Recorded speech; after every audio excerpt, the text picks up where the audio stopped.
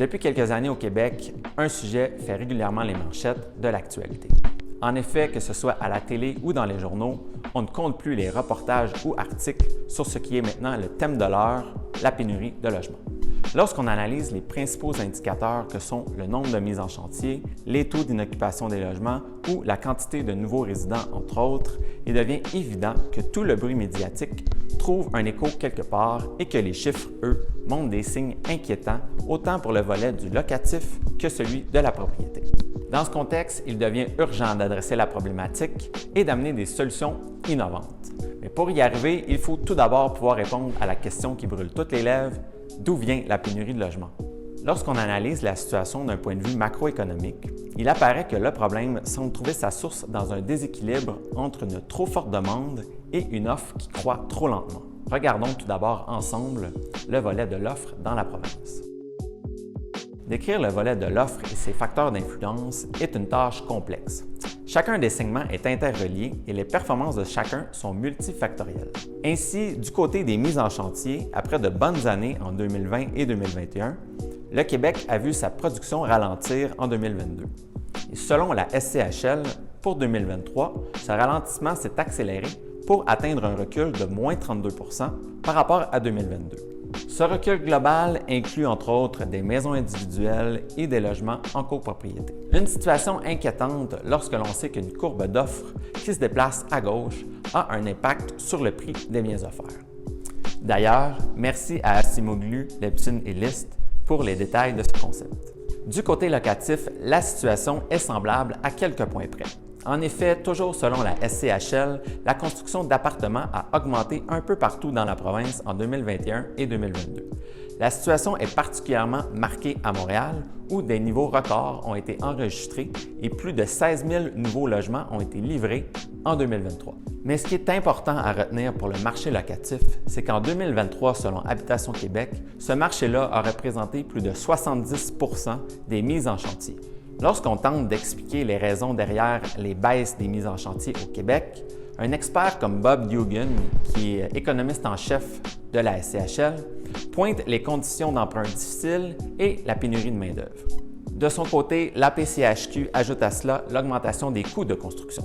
Mais après des années records de mise en chantier et un ralentissement récent, pouvons-nous vraiment mettre tout le blâme de la pénurie de logement sur le dos d'une offre restreinte? Le problème existe depuis longtemps. En effet, Pierre Desrochers, un ancien directeur de l'Institut économique de Montréal, y a même consacré un ouvrage, mais c'était en 2002. Regardons maintenant la conjoncture pour le volet de la demande. Voyons de près la situation de la demande du logement locatif en analysant le marché locatif, la propriété et le taux d'inoccupation, principalement sur la province du Québec. D'après le rapport du marché locatif de SCHL en janvier 2024, dans les banlieues les plus éloignées de Québec, il y a peu de logements disponibles, ce qui présente un taux d'inoccupation de 0 %, principalement en raison des effets de l'immigration interne pendant la pandémie. Certains ménages ont quitté les centres-villes pour s'installer dans les banlieues, soit pour acheter, soit pour louer, ce qui a conduit une forte demande de logements dans ces zones. De même, la situation est d'autant plus critique dans le Grand Montréal, qui regroupe la plus forte proportion des ménages locataires, soit 46 % en Amérique du Nord. Après les régions de New York, 48 % et Los Angeles, 51 %. De ce fait, la demande est plus forte que l'offre et le taux d'inoccupation baisse. Au Québec, le taux d'inoccupation est de 0,9 % alors que celui de Montréal est de 1,5 %. Cependant, à Québec, la hausse moyenne de loyer pour un logement de 2 chambres a été de 4,8 % en un an, tandis qu'elle a été de 7,9 % à Montréal. Au Québec, c'est la région métropolitaine de Sherbrooke qui a été la plus touchée avec une hausse de 9,8 %.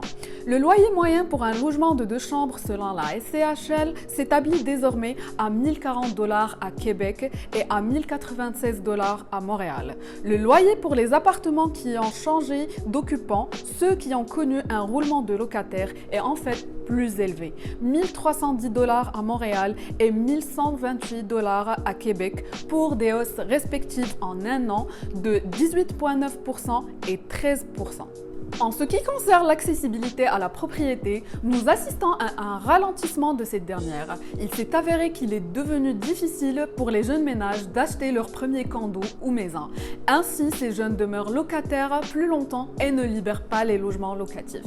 De ce fait, nous observons une pression à la hausse des demandes locatives. Par ailleurs, la demande de l'accessibilité à la propriété est devenue difficile à cause des hausses d'intérêts et des prix de propriété élevés suite à la conjoncture actuelle de l'augmentation de coûts de construction des logements. D'ailleurs, le pourcentage de Québécois qui sont propriétaires de leur maison a diminué. Ce pourcentage est passé de 61,3% en 2016 à 59,9% en 2021, soit un changement de moins 1,4% selon la 15e édition du Panorama des régions du Québec. Par ailleurs, un nombre record de personnes immigrantes arrivent au Québec contribue d'une manière significative à l'augmentation de la demande de logements locatifs. En effet, en 2023, plus d'immigrants temporaires que d'immigrants permanents. C'est qu'en 2800 sont arrivés en sol québécois. Au total, le Québec comptait à la fin de l'année dernière 560 000 immigrants temporaires. De ce nombre, 234 000 étaient des travailleurs étrangers temporaires, 177 000 étaient des demandeurs d'asile et 124 000 étaient des étudiants étrangers dont certains avaient un permis de travail.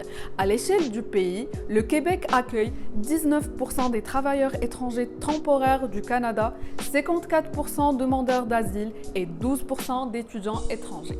D'une manière générale, le marché locatif qui connaît une forte demande ainsi que le nombre important d'immigrants font partie des facteurs qui ont causé le manque d'accessibilité de logements au Québec. La réflexion à des pistes de solution de la crise de logement est imminente. L'urgence d'adopter des stratégies globales pour remédier à la pénurie de logements, tant sur le marché locatif que sur le marché de la propriété s'impose. L'accroissement de l'offre sur le marché locatif et le marché des logements pour les propriétaires occupants est primordial pour atteindre l'abordabilité.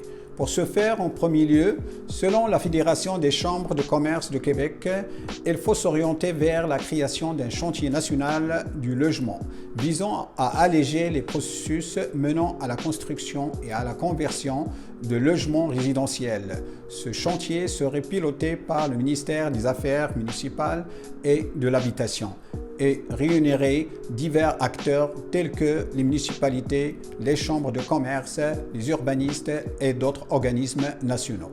En deuxième lieu, il faut procéder à l'allègement de la réglementation sur le zonage en collaboration avec les instances municipales pour permettre aux propriétaires de maisons de les convertir en logements multiples comme les jumelés, les plex ou d'y ajouter des logements accessoires comme les bachelors.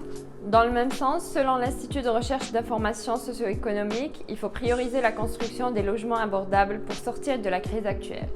La construction seule ne peut pas résoudre la crise de logement. Le parc locatif existant doit faire l'objet d'une régulation plus stricte et la priorité doit aller à la construction de logements hors de marché privé afin de protéger la situation financière des ménages locataires. Également, selon le rapport de la Société canadienne d'hypothèques et de logement, il est crucial d'augmenter la production de logements au Québec pour répondre à la demande croissante. Des estimations indiquent qu'il faudrait construire 860 000 logements supplémentaires d'ici 2030 pour retrouver un niveau d'équilibre d'abordabilité au Québec. Dans la même optique, le gouvernement du Canada a adopté certaines mesures pour réduire la pression sur la demande de logement.